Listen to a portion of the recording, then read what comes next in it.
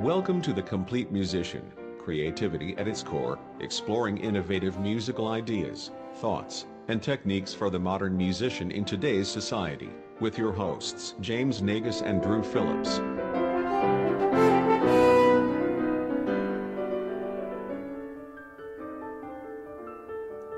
Are you still buying toothbrushes? Yeah. Can we start? There's way too many types. Can we? Okay, but I'm ready to start the podcast. Okay, hold on. Okay. With one click, I will have it in 2 days. And Okay. Did you goes Amazon the Prime dynamite. that? There it is. We can start now. Okay, we can start now. Good. Hey everyone, welcome to the Complete Musician Podcast. I am Drew. And I'm James, I think. And we are here to bring you more insightful talks on music things. All things. Music things. Yes, that's what we do. So one of the main things that we've been doing lately is we've been time-stamping these by talking about what's been going on relevant to our life at the same time as we record these. And we've been getting these out fairly late, so they've been months behind. So we're going to stop doing that. So this is a time, and we're at a place, and things are happening. And the only thing you know is that I just bought toothbrushes. So, try to figure it out. So we're starting another mini-series. Yay! We did a previous one on some technique things. This time, James has no idea because I am the king of all mini-series. Clearly. Yeah, that's how we do it. It keeps Yeah. things, keeps it fresh, keeps me on my toes. Even though I'm sitting in a chair, I am on my toes while sitting. I don't appreciate you lying to the audience. I see you No, doing I the ballerina really twirls. am. I see It's it. quite uncomfortable. I see it. Stop. So we're doing a mini-series. This time, again, the topic is unknown to James, but he will know in about 4 seconds.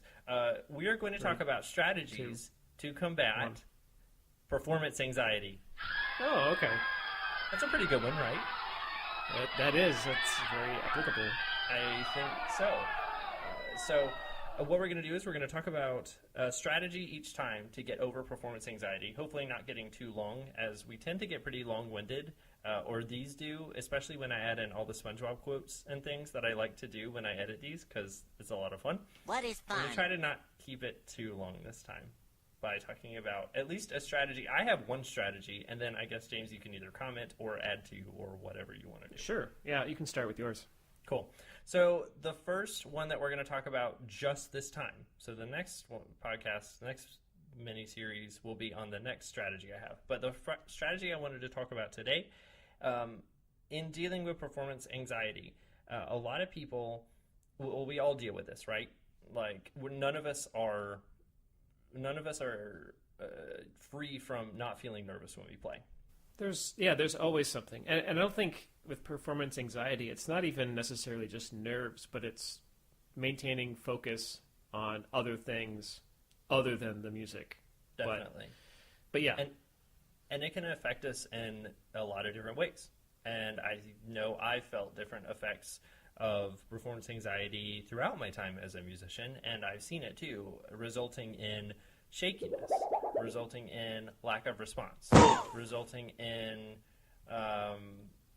other things that affect you not being able to, like you said, focus on playing the notes on the page or rhythmically.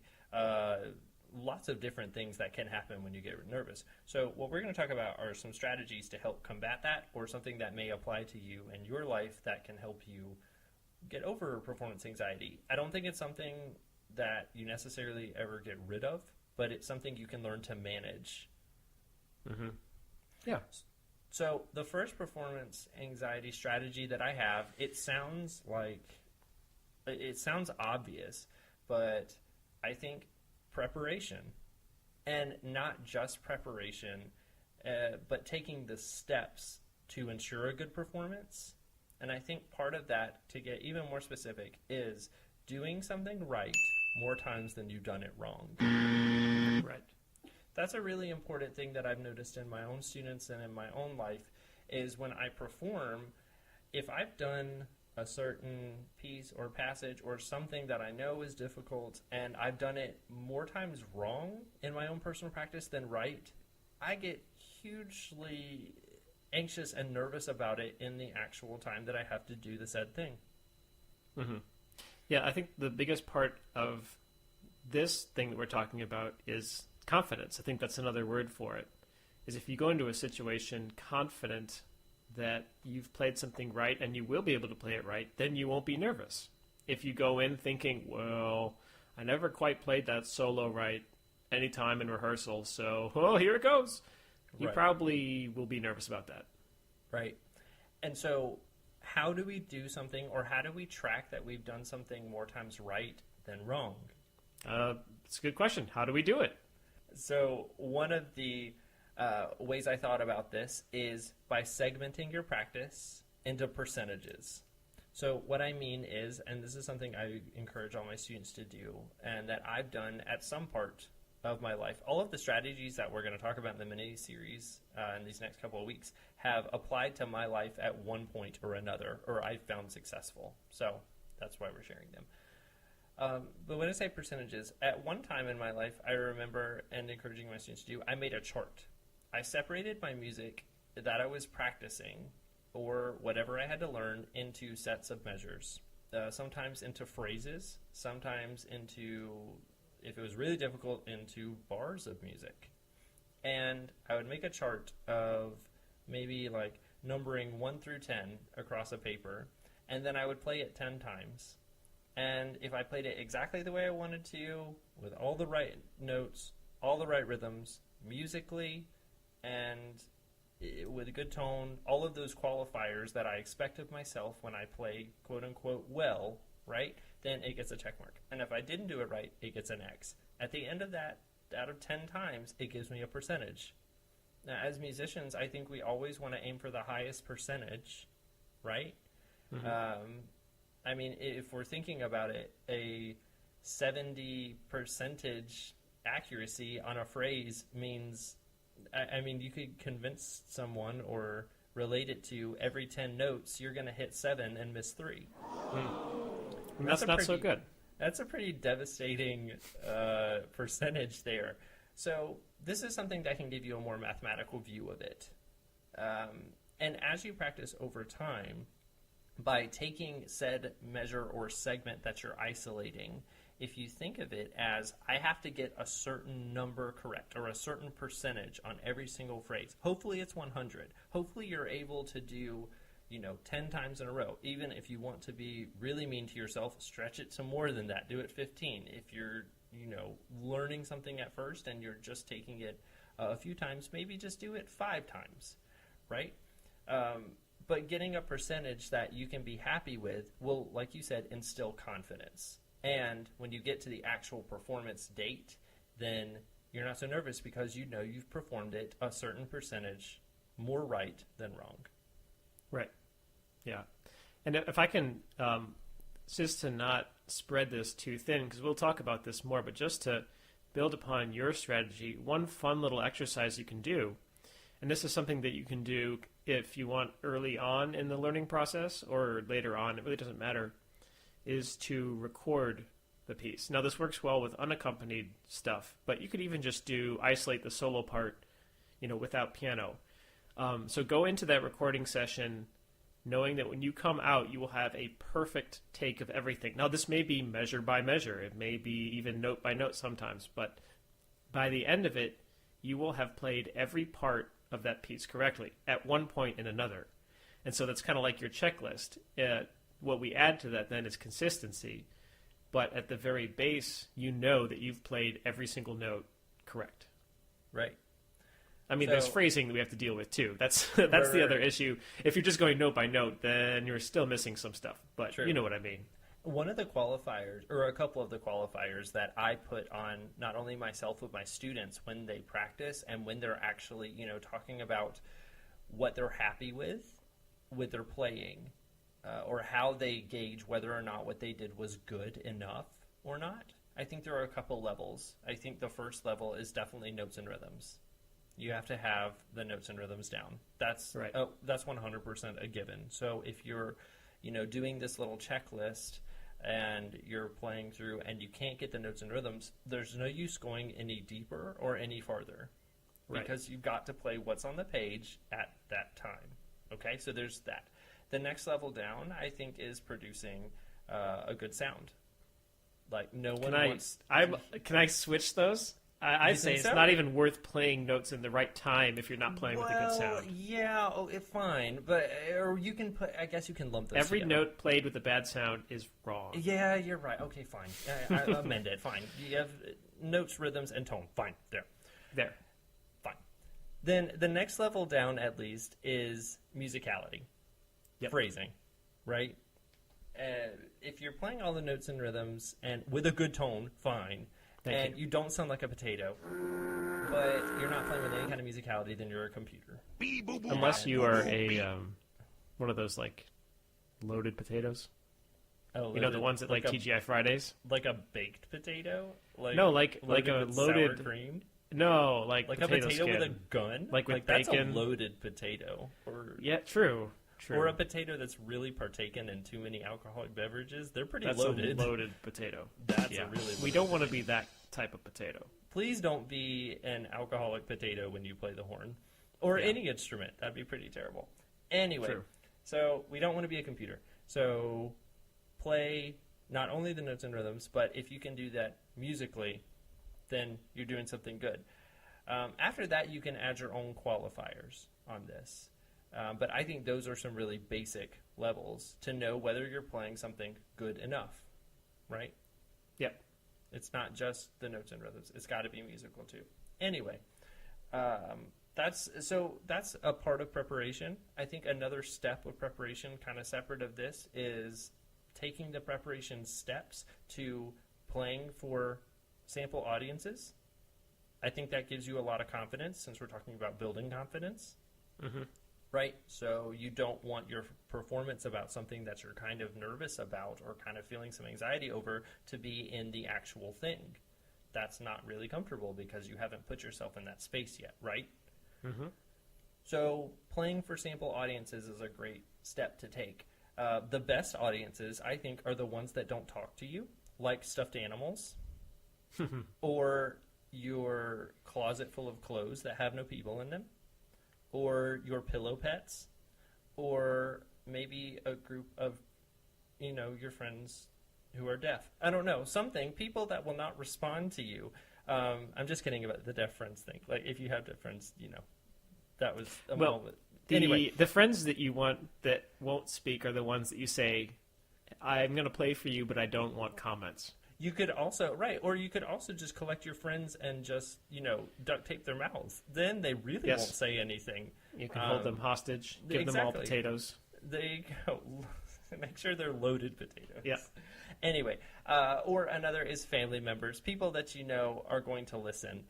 Whatever makes you feel comfortable before you go out and actually do the thing for a bunch of people that you are feeling nervous about playing in front of, which we'll get to that at another week. But anyway, that's a great step to take. And the last step that I like to take that people don't often think of, I think, is mentally walking through the performance, not even playing. I've had students before who, when they come in and I say, we're going to play in this performance, and they even think about it, just thinking, suddenly there are all these adverse effects that we don't want when we play, just by thinking about it, not even being in the space, not having the music in front of them, sometimes not even holding the instrument.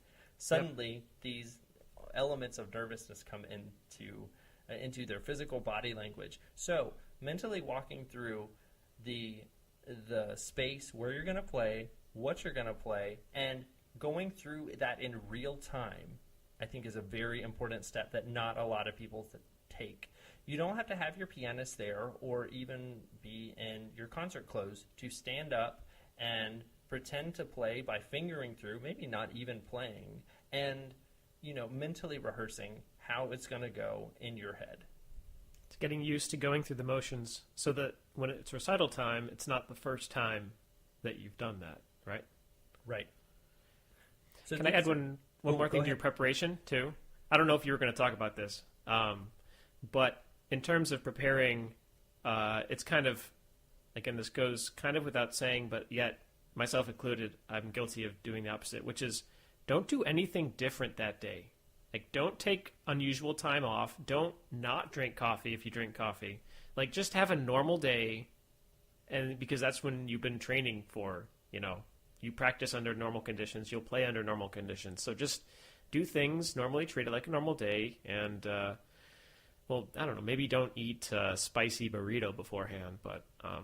Avoid all salty foods.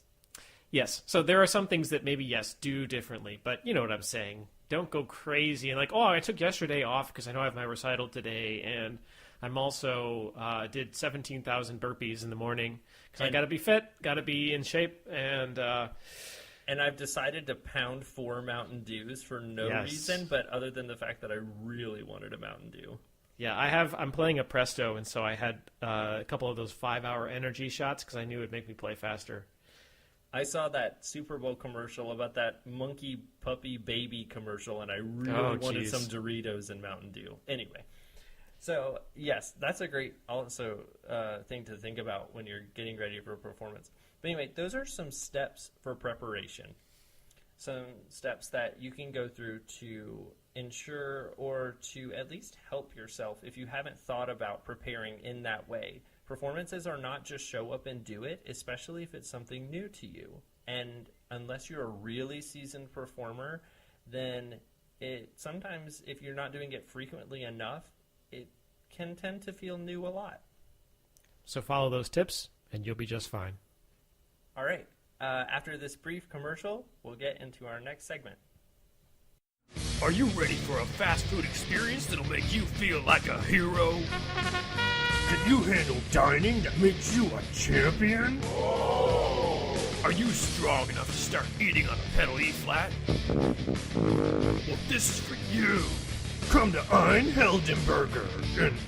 Cowpoke, I own Nebraska, my Oklahoma. It's the only German-named restaurant that only serves Greek food. Ein Heldenberger. Where your dining journey makes you a hero. I want a patty melt. You're getting a hero. What's a gyro? It's Greek. I like that beer. You think it's German, but no. It's Greekish. Just like Ein Heldenleben tells the story of a boy and maybe a goat who fight the evil powers of Beowulf to threaten to at least the demons of Little Red Riding Hood upon Xanadu, and then they get cake, and I really, really like cake, and then my lips got stuck in a gate, and then it was fate, and I was late to find a mate. Oops, where was I? I mean, the goat suddenly died, and the boy was a hero, but not like a hero, but a hero, which is a sandwich. I mean, you get it already. Okay, thanks. Come to Ein Heldenberger. Feel like a gyro. Ein Heldenberger is not a real thing because no one would waste the time saying the entire name to go to the restaurant and is not affiliated with anyone or anything ever and does not actually exist and is not an official sponsor of the Complete Musician Podcast.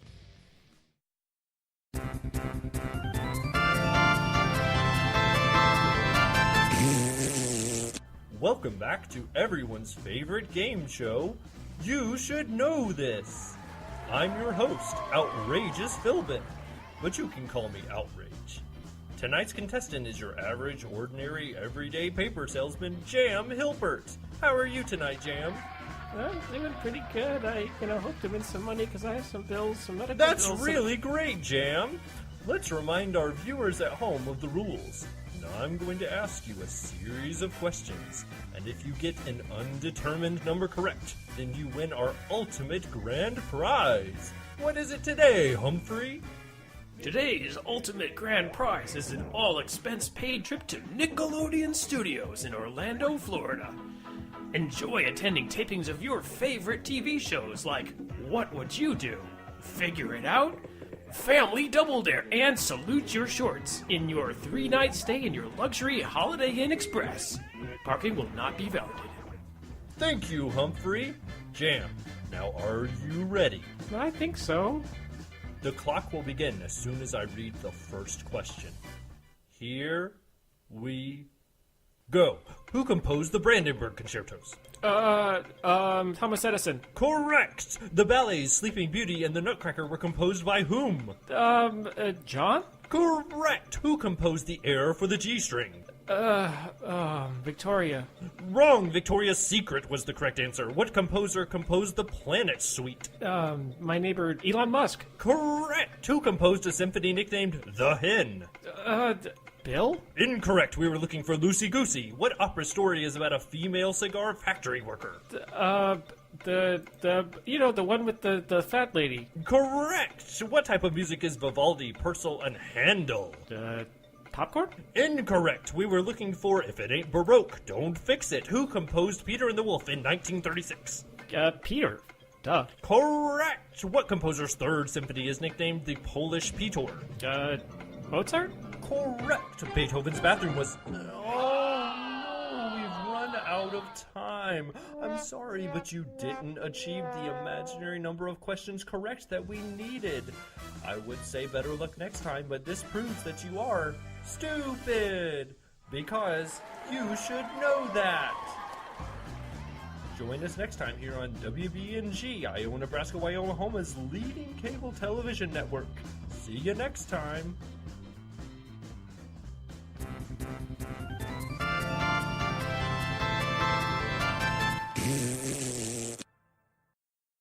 We're going to wrap this up. This has been another episode of the Complete Musician Podcast. Thanks for joining us, as always. And if you want to send us a note, drop us a line, either just leave a note below if you're on YouTube, or send us an email at coremotohorn@gmail.com. We also have a Facebook page that we post our podcasts on, and you can certainly leave us a comment there, because we'd love to hear from you. And remember, as John F. Kennedy may have said, those who dare to fail miserably can choose viola.